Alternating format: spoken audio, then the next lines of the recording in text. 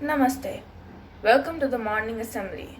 Today is Tuesday, June 23rd, 2020. Please get ready for the morning prayers.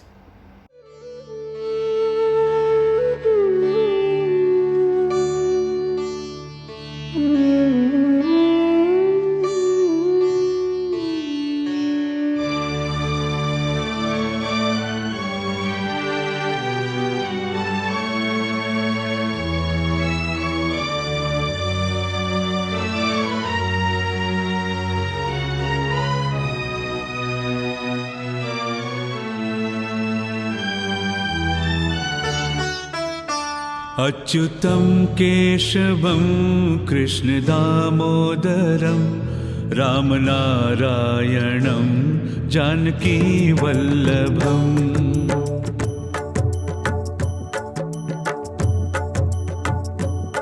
अच्युतं केशवं कृष्णदामोदरम् अच्युतं केशवं कृष्णदामोदरं रामनारायणं जानकीवल्लभम् रामनारायणं जानकीवल्लभम्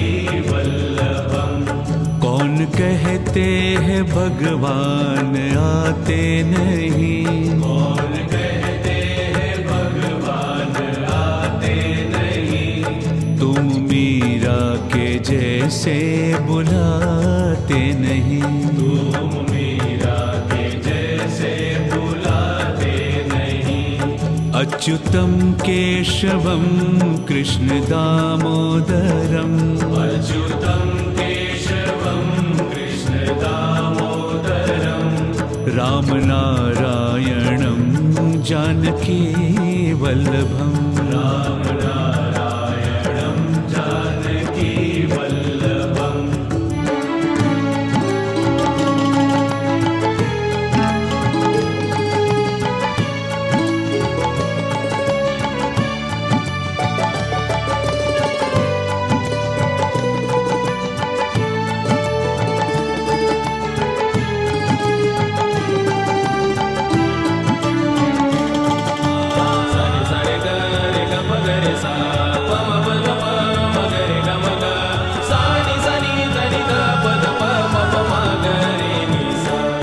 कौन कहते हैं भगवान खाते नहीं कौन कहते हैं भगवान खाते नहीं बैर शबरी के जैसे खिलाते नहीं बैर शबरी के जैसे खिलाते नहीं अच्युतं केशवं कृष्णदामोदरम् अच्युतं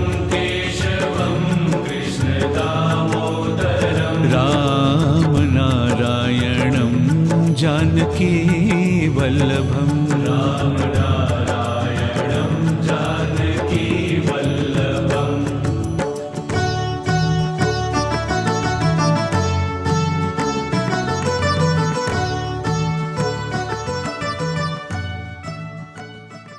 Please get ready for Om.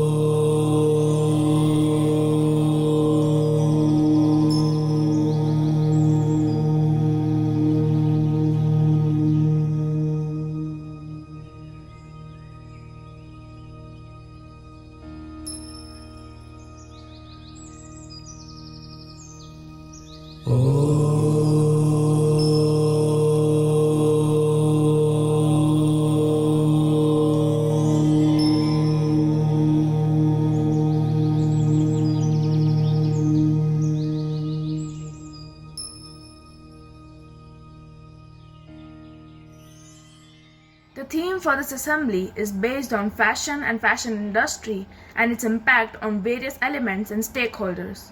I will now ask Vinit to take over.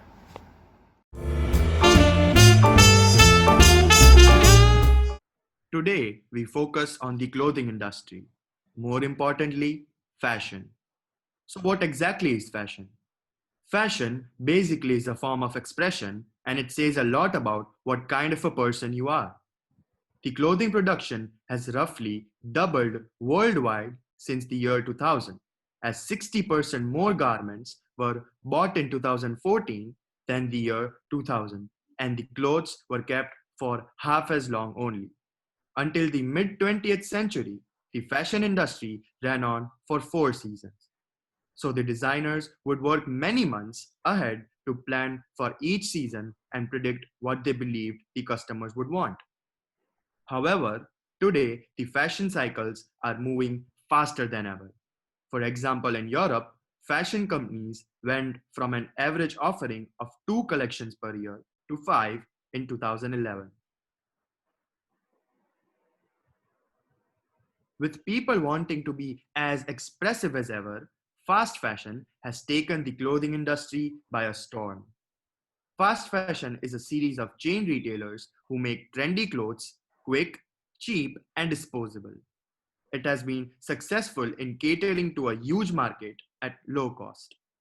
The top fast fashion retailers include Zara, H&M, Fashion Nova, and Forever 21.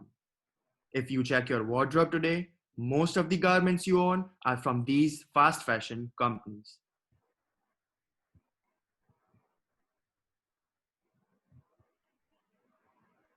Talking about some fashion companies, Zara, which puts out 24 collections each year, while H&M puts out 16 collections each year.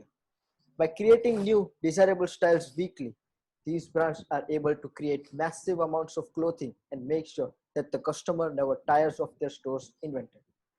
The problem here is that fast fashion brands replace items that sell out with new trendy items instead of replenishing them with those same items. Because of this continuous supply of new clothing items, today an average American buys around 70 pieces of clothing a year, half of which are worn 3 times or less. Moreover, in the hunt for new trends, these brands have been criticized for copying ideas from other retail brands and independent artists. These items are known as knockoffs, which are similar to the original items but aren't illegal like counterfeits. So this says that people want the feeling of luxury without paying the full price. The fashion industry has a devastating impact on the environment due to this increased trend of consumers buying more clothes.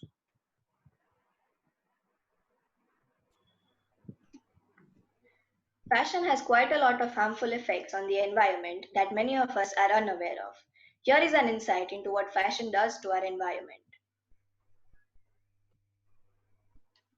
Fashion and water pollution. In most of the countries in which garments are produced, untreated toxic wastewaters from textile factories are dumped directly into the rivers. Wastewater contains toxic substances such as lead, mercury, and arsenic, among others. These are extremely harmful to the aquatic life and the health of millions of people living by those riverbanks. The contamination can reach the sea and spread around the globe. Fashion and water consumption. The fashion industry is a major water consumer. A huge quantity of fresh water is used for the dyeing and finishing processes of all our clothes. For instance, it can take up to 200 tons of fresh water per ton of dyed fabric. Moreover, up to 20,000 liters of water are needed just to produce 1 kg of cotton. This has dramatic ecological consequences, such as the desertification of the Aral Sea, where cotton production has entirely drained the water. Fashion and waste accumulation. Clothing has clearly become disposable. As a result, we generate more and more textile waste. A family in the Western world throws away an average of 30 kgs of clothing each year. Only 15% is recycled or donated, and the rest goes directly for incineration. Synthetic fibers such as polyester are plastic fibers and therefore are non biodegradable. They can take up to 200 years to decompose. These synthetic fibers are used in 72% of our clothing. Chemicals are used during fiber production, dyeing, bleaching, and wet processing of our garments.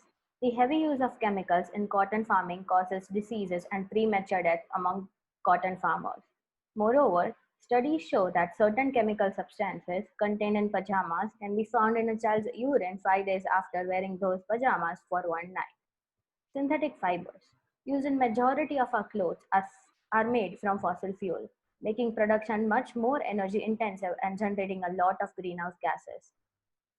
The picture highlights some of the major chemicals that is used in making clothes. For example, benzene. It can cause long-term leukemia. Soil degradation. The massive global degradation of soil is one of the main environmental issues our planet is currently facing. The fashion industry plays a major role in degrading soil in different ways, like overgrazing of pastures through cashmere goats and sheep raised for their wool, degradation of the soil due to massive use of chemicals to grow cotton, and deforestation caused by wood based fibers like rayon. If you look at these tags inside your clothing, you will see rayon or viscose, but they have a dark secret.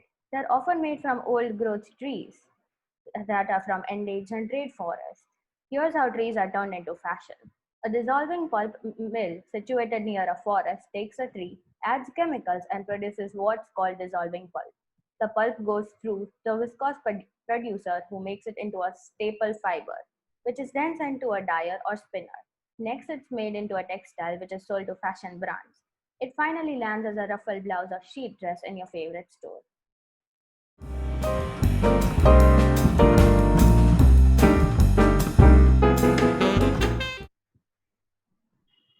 Clothing has a pronounced effect on the psychology of humans. The term well dressed differs from person to person and it reflects a person's personality. Well dressed for some mean to wear decent clothes, whereas for others it's to wear expensive clothes, which could lead to a great deal of judgment. Psychological changes occur when we wear a certain kind of clothes. Clothes we wear affect our behavior, attitude, personality, mood, confidence, and even the way we interact with others. Clothing communicates information about the wearer. First impression can be heavily influenced by the messages conveyed by the attire. Clothes are an indication of caste, place, state, and occupation of a person, which is mainly the reason to judge. People who are introverts prefer light and sober colors, whereas extroverts like bright and flashy colors. Dressing in a particular way lets you hide the emotions which you have. People believe that the clothing they wear showcase their inner feelings, which may or may not be always right. When people do not get the clothing, it creates a negative impact on the mind of that person, which leads to anxiety and depression, as you may not be involved in a particular group of people who wear the same clothes. CBD, cognitive buying disorder. The temporary nature of these positive feelings sees compulsive shoppers driven back to the store for retail therapy. Despite these initial positive feelings associated with shopping, some compulsive shoppers may also experience guilt and remorse that sees them return items and shop again. Top brands like Zara and Forever 21 have now started having 51 mini seasons. Heavy advertisement and by famous superstars attract us towards the product. Even though we don't have money, we are forced to buy those because of societal pressure as we may be left out of the group.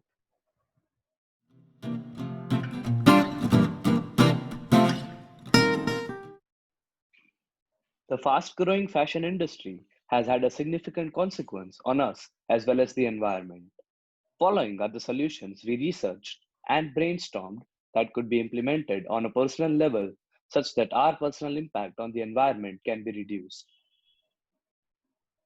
Buying more versatile clothes. This step is a personal choice to make for each individual. Since fashion changes from time to time and trends for wearing certain clothes change too, one can try to shop clothes that remain in fashion for a longer period of time. A campaign started by Livia Firth suggests that we take the 30 wear pledge. It simply means we ask ourselves if we will wear the piece of clothing at least 30 times before throwing it away.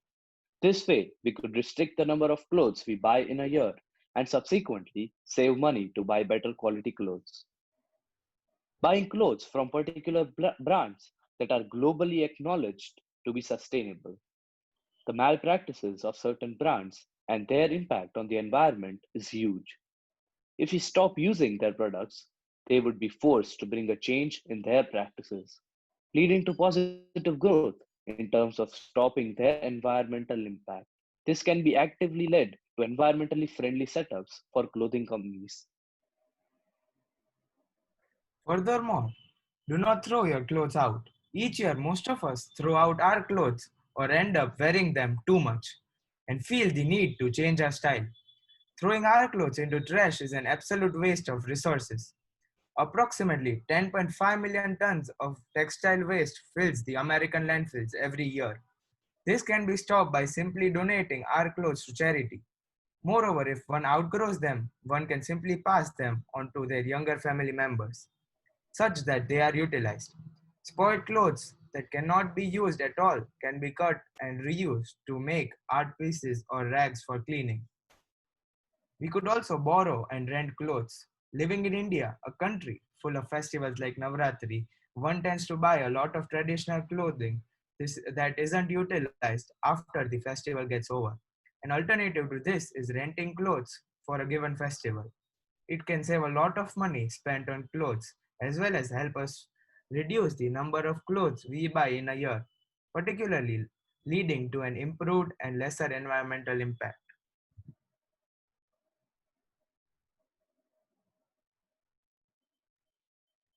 Fashion regime has declared its rules implicitly, whether we like it or not. Women are supposed to have a slender body, while men are supposed to work on their broad shoulders to have the perfect body to complement their perfect clothes. Riva and Tamanna will now recite a poem on the stereotypical mindset of an ideal body. I don't know about you, but I'm trying to get in this beach body. That B90X, Brad Pitt, Bradley Cooper, Tyrese, Trey Songz, beach body. I'm trying to sweat in front of everybody. Word, look at my biceps. They're kind of puny. They're kind of chunky, but I've been working on them. We can be models. I could stare at the camera intensely for 37 seconds straight and not blink. I could bathe in baby oil. I could run down the beach in slow motion. I would catwalk down the runway in ridiculously cruel heels. I can't do that. Having a slow metabolism ruins everything. All my friends will be in tank tops and I'll be in a hoodie. I'm good at zipping up my insecurities, thinking I could sweat them out. I'm trying to get that beach body. I'm too skinny. I guzzle junk food like my mouth's a garbage tube, but my intestines are allergic to trans fat. I want to be a flexing horse leg, galloping beach sand into a red carpet customized for me, to strut the shoreside like a centaur on a conveyor belt. I'm trying to get that beach body. But there's salvation in snack closets, on lit plates of seconds, at the bottom of a pint of ice cream. I use Häagen-Dazs as a morphine cylinder because she said my arms weren't strong enough to carry me. I think I'm weak. I think I'm fat. I think I'm ugly. The beach is no place for a whale like me, for a mini van with its tank on E. I want to be Baywatch bearable, broken, bottle cut. Have you seen my muscles and my scars? You smell that? That's macho moisture.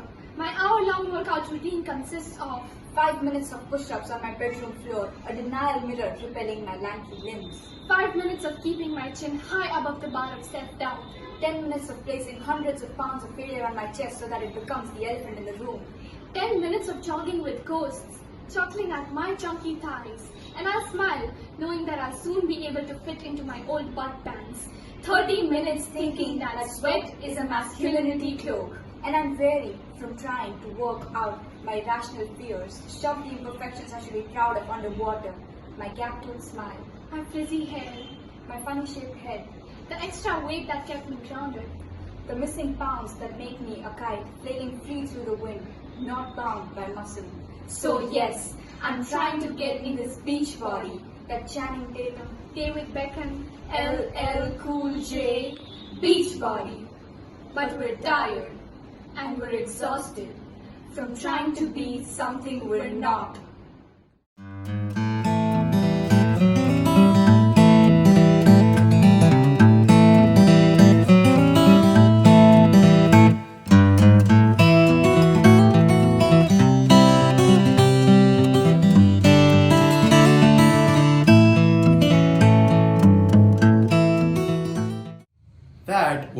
obviously on a lighter note. Hope it brought a smile on your faces. We are not suggesting that Aryan or anybody will change in a few days. Thanks, Aryan, for being sporting and sharing those photos. The inspiration for this topic was a TED video on the life cycle of a t-shirt. We have taken this up as our CAS project, and this presentation was a part where we tried to develop an understanding of the issues and suggest solutions for the same. Most of us have always tried to stay up to date with the modern trends.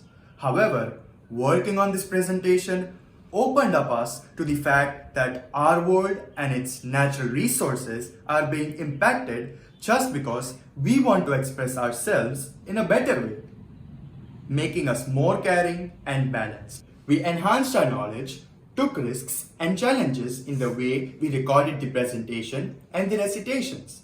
Persistence and collaboration was crucial. Apart from the individual time, together we spent about 4 to 5 hours discussing ideas, being critical, and appreciating feedback. This has also helped us develop our reflective practices. Collaboration was not limited to our advisory. We thank Amulya for helping in the editing of the recitation video. To sum up, we are not saying that fashion is bad. Everyone has the right to dress well, be presentable, and feel good about themselves. The industry creates many jobs, but we believe just by making a few changes in our habits, having a balanced and caring approach towards the environment and society, we can reduce the negative impact. At every stage in the process, we tried to consider the ethics of our choice and actions.